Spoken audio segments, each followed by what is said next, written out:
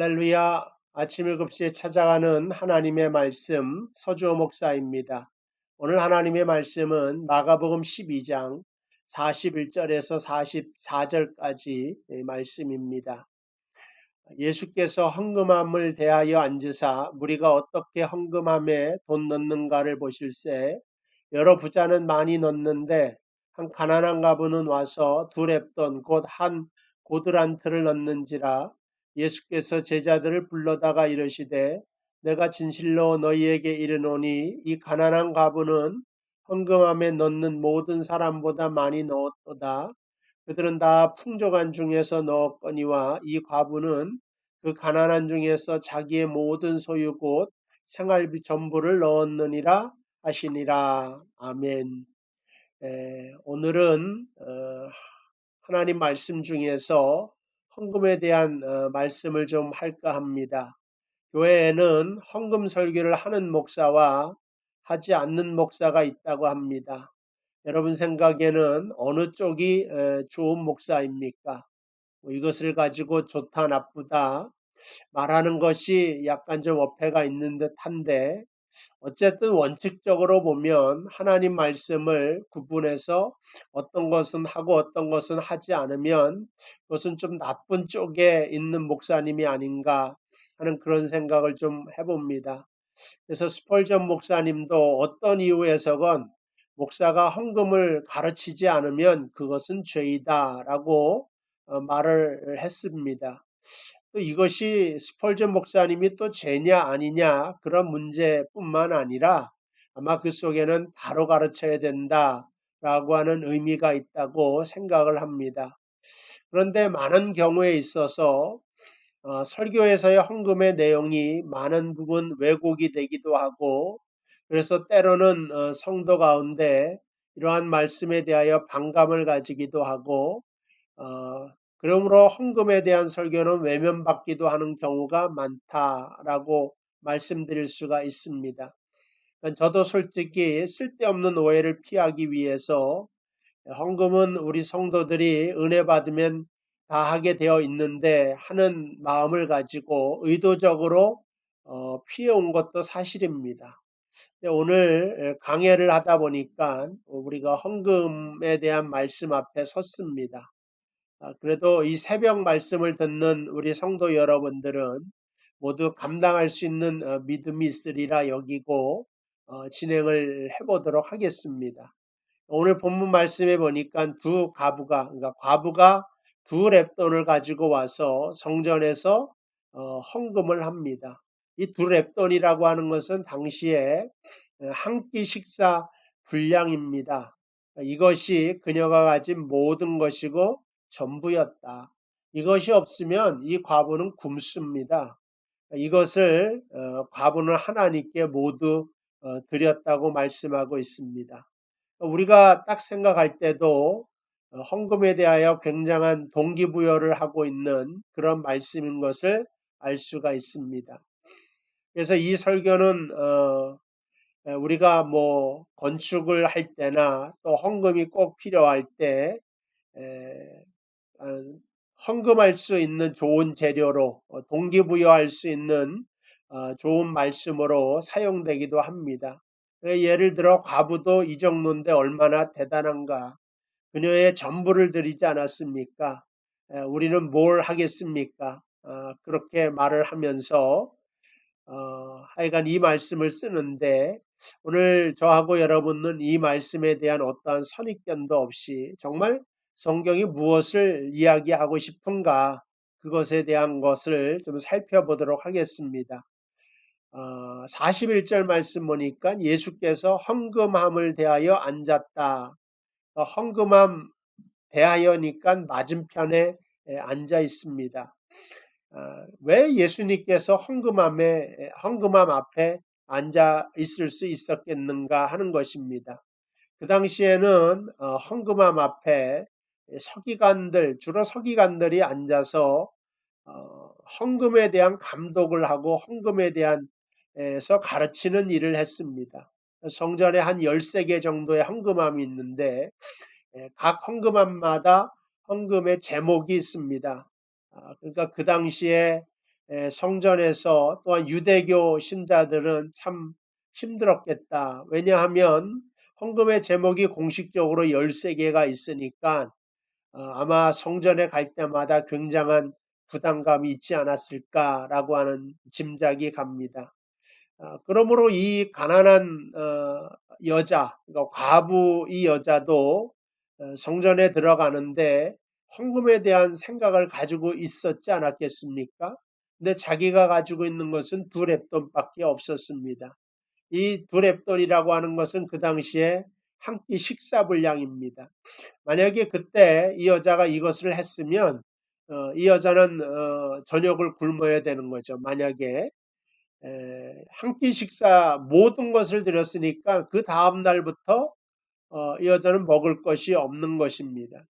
이것을 보시고 예수님께서 43절에 제자들을 불러다가 진실로 너희에게 이르노니 이 가난한 과부가 헌금함에 넣는 모든 것은 모든 사람보다 더 많이 넣었다.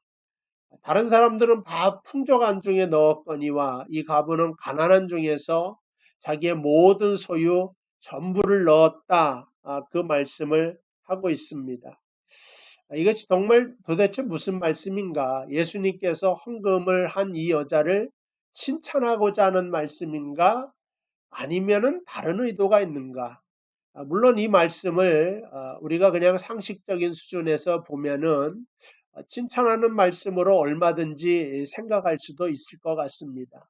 근데 하나님의 말씀이 그거 하나뿐만 아니라 다양하기도 하고 아니면 더 깊기도 하고 그러한 모든 것을 우리에게 설교한다 하는 것입니다. 오늘 일단 우리가 좀 보면은요. 오늘 본문에서 가장 많이 사용하는 단어 41, 42, 43, 44 중에 가난하다라고 하는 단어가 3번 나옵니다. 각 절마다 42, 43, 40절 나오는데 이 히브리인들이 그러니까 헬라어 중에서 가난하다고 하는 단어는 3개가 있습니다. 첫 번째가 상대적인 빈곤을 이야기할 때 그때 가난하다 사용할 수 있는 단어가 있죠. 그래서 뭐 내가 아무리 10만 불을 지금 캐시를 가지고 있어도 100만 불, 1000만 불을 가진 사람에 비해서는 상대적으로 가난하다 이렇게 말을 할 수가 있습니다. 두 번째는 빈곤하다, 프로코스라고 하는 헬라어를 사용했는데 이건 그야말로 진짜 가난한 것입니다. 우리가 일반적으로 사용할 때. 두 번째는 퀴스테레스라고 하는데 이건 좀 더 절대적인 결핍을 이야기할 때 말씀하는 것입니다. 그러니까 내가 지금 생계비가 없다. 이건 가난한 거죠. 내가 생존할 수 있는 비용도 없다. 내일이면은 아무런 것을 가지고 있지 않아서 굶게 되고 그 다음에는 굶어 죽을 수가 있다. 생존비가 없다. 이런 절대적인 가난을 휘스테레스라고 이야기를 하는데 오늘 오늘 본문 말씀에 이 휘스테레스를 이 여자에게 사용한 것을 볼 때 이 여자는 정말 절대적인 빈곤 속에 내일이면은 먹을 양식이 없고 구할 수도 없는 그런 상황인 것을 알게 됩니다. 근데 이런 상황의 여자가 자신의 모든 것을 하나님께 다 헌금을 하고 있습니다. 물론 뭐 예수님께서 칭찬할 수도 있다고 있는 것으로 이 말씀을 해석할 수도 있지만 또 다르게 정말 예수님께서 이 헌금만을 칭찬하기 위하여서 이 본문이 존재하는가 하는 것입니다. 생활비 전부를 넣고 이제 이 여자는 죽습니다. 그런데 예수님께서 이것을 잘했다. 정말 다 너희는 이렇게 해라 라고 하는 용도로만 이 말씀을 주셨는가. 예전에 국민일보 기독교 칼럼에 아마 거기서 보았을 것 같은데 이야기가 있습니다. 남편이 이제 죽기 전에 아내랑 신앙생활 하다가 뭐 이제 얘기를 한 것 같아요. 우리가 뭐 있는 것을 가지고 갈 것도 아니고 우리가 죽게 되면 이 모든 것을 하나님께 드리자 뭐 이런 말을 한 것 같아요. 근데 정말 남편이 먼저 죽게 되었습니다. 이 여자에게는 두 자녀와 함께 이제 남편이 좀 일찍 죽었기 때문에 어린 자녀와 함께 세상을 살아가기가 벅찬 그런 미래만 기다리고 있습니다. 근데 막상 가산을 다 정리하다 보니까 남편이 평상시에 하던 말이 떠올라서 이 여자분이 갈등을 하다가 그만 뭐 전세금 이런 걸 다 빼고 통장에 있는 모든 것을 다 합쳐서 한 1억 원 가까이를 교회에 헌금을 한 것입니다. 근데 이 여인의 모든 사정을 좀 잘 알고 있는 재정부가 이 헌금을 받고 어떻게 해야 될까 옥신각신 했던 것 같아요. 그래서 목사님한테 가지가 물어보니까 목사님께서 말하기를 하나님 앞에 헌금한 거를 어떻게 달리 할 수 있느냐. 일단 교회에서 받자. 그래서 받았고 그 다음으로 바로 재정부에서는 구제 헌금으로 모두 다 지출을 해서 여자분에게 주었다고 합니다. 그러니까 상식적인 수준에서 교회에서는 뭐 내일이면 당장 두 어린 자녀와 함께 생활할 이 여인을 위하여 어떻게 보면 좀 따뜻한 결정을 한 것이다. 그런 생각을 하고 이러한 것이 정말 우리가 생각할 때 상식적인 교회의 모습이 아닌가 하는 그런 생각을 좀 합니다. 저라고 생각해도 제가 예수님은 아니지만 우리 교회가 넉넉하진 않지만 이런 분이 있다면 한 끼 식사 전부를 했으면 우리가 구제로 10끼도 더 드릴 수 있고 100끼도 더 구제할 수 있어야지 그게 진정한 교회 모습이 아닌가 하는 생각이 듭니다. 그러니까 그러한 입장에서 오늘 이 본문이 여자가 모든 걸 했기 때문에 예수님께서 잘했다라고만 했을 리가 좀 없지 않나 하는 그런 생각을 전 개인적으로 좀 해봅니다. 그러니까 그러한 시각으로 이 말씀을 보니까 38절부터 좀 살펴보면 그게 이제 다 연결돼 있으니까 예수께서 가르치실 때에 긴 옷 입고 다니는 것과 시장에서 문안 받는 것 이러한 복장으로 문안받는 사람은 대표적인 사람이 뭐 제사장이나 여기 있는 서기관이나 바리새인이나 이런 종교적인 지도자들입니다. 근데 정확하게 예수님께서 말하기를 39절에 이러한 서기관을 삼가해라 하는 말씀이 있습니다. 왜냐하면 40절에 그들은 많은 퍼니시먼트, 여기서 그 받는 판결이 더욱 중하다고 하는 것은 그 퍼니시먼트 형벌이 대단할 것이다 하는 것을 말씀해 주고 있습니다. 그 내용이 뭐냐면 40절에 그들은 가부의 가산을 삼키는 자들이다 하는 말씀을 하죠. 그러니까 과부의 가산을 삼킨다고 하는 말씀을 하고 바로 이어서 41절에 과부가 두 랩돈 전부를 헌금하고 있다고 하는 말씀을 하고 있습니다. 왜 이러한 말씀이 계속해서 연결되고 이 과부는 왜 전부를 드릴 수밖에 없었느냐 하면은 이 과부는 먹지 않으면 일용할 양식도 없고 죽을 수도 있지 않습니까? 근데 왜 했을까? 믿음이 정말 대단하다. 이것뿐만 아니라 이렇게 헌금을 내지 않으면 안 되는 분위기가 그 당시에 있었다라고 하는 것을 우리가 미루어 짐작할 수가 있습니다. 그래서 뭐 역사학자 요세푸스의 글을 보면은 그 당시에 헤롯이 분봉 왕이지 않습니까?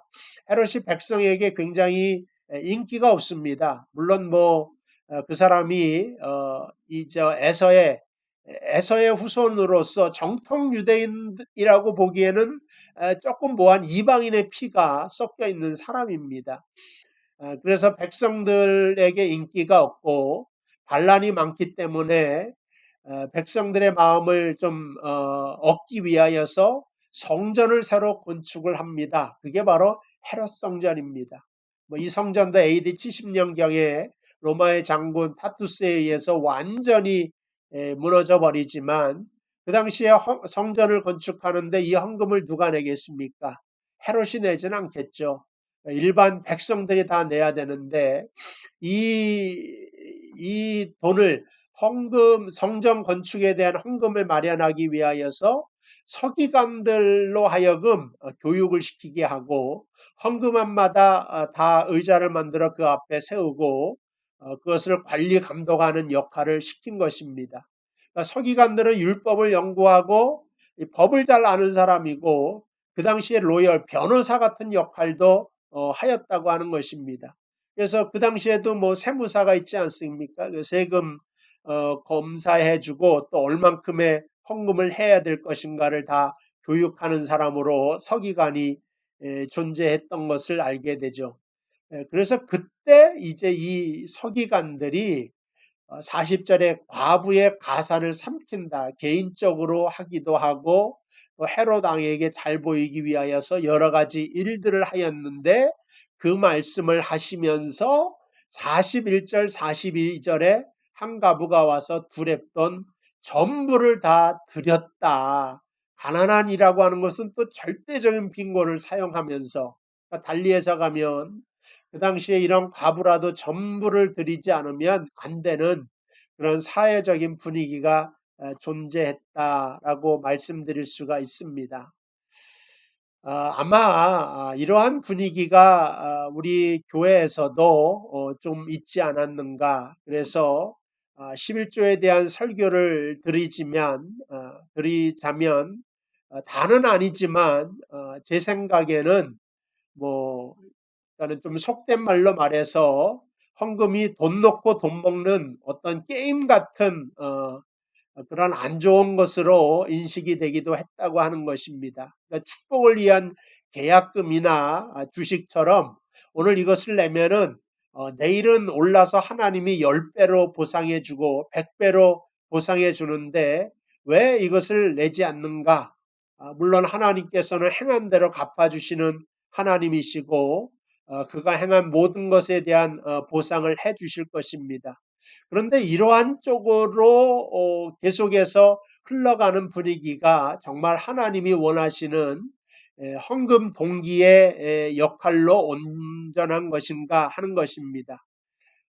저는 아니었다. 그래서 하나님이 가르치고자 하는 순수한 헌금의 내용과 헌신의 내용을 많이 훼손하지 않았나 하는 생각을 갖습니다. 아마 이론적으로만 가리키면 이건 좀 속된 말로 죄송한 용어지만 종교적인 폭력이다. 때로는 사기에 해당한다. 이렇게라도 말씀드릴 수 있지 않나 하는 생각을 갖습니다. 11조는 축복의 계약금, 축복을 위한 거래가 아니다. 가장 중요한 것은 헌금에 대한 바른 정신을 갖는 것인데 저 같은 경우에는 그렇습니다. 이 헌금에 대해서는 첫 번째가 자원하고 자발적인 마음이다. 저는 자원하는 마음으로 교회를 사랑하는 마음으로 하나님을 사랑하는 마음으로 감사와 감격에서 드리는 것 이것이 헌금의 내용이지 이것을 놓고 더 많은 것을 얻기 위하여 이러한 쪽으로는 하나님이 원하지 않으실 것이다 하는 그러니까 떠밀려서 이렇게 분위기에 젖어서 헌금하는 것은 위험하다 말씀드릴 수가 있습니다. 그래서 헌금의 가장 중요한 순서는요. 첫 번째가 자원하는 마음이다.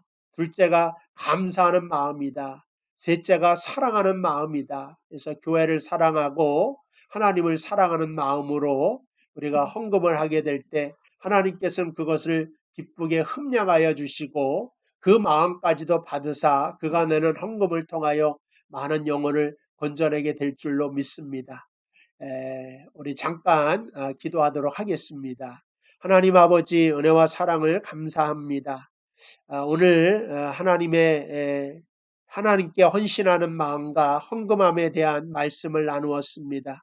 우리가 우리의 모든 것을 들여서 하나님을 섬기고 신앙생활하는 것이 가당하고 마땅합니다.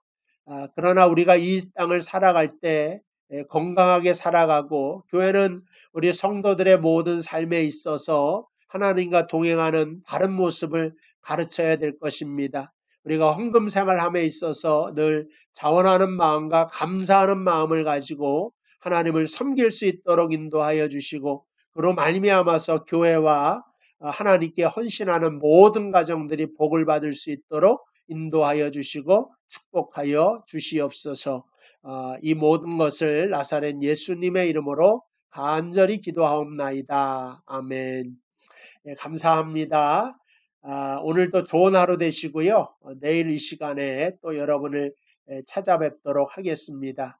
오늘은 제가 좀 컴퓨터 조작하는 것에 미숙함이 있어서 한 10분 정도, 아마 15분 정도 늦게 찾아가게 될 것 같습니다. 하여간 오늘도 좋은 하루 되는 여러분 되시기를 주님의 이름으로 축복을 드립니다.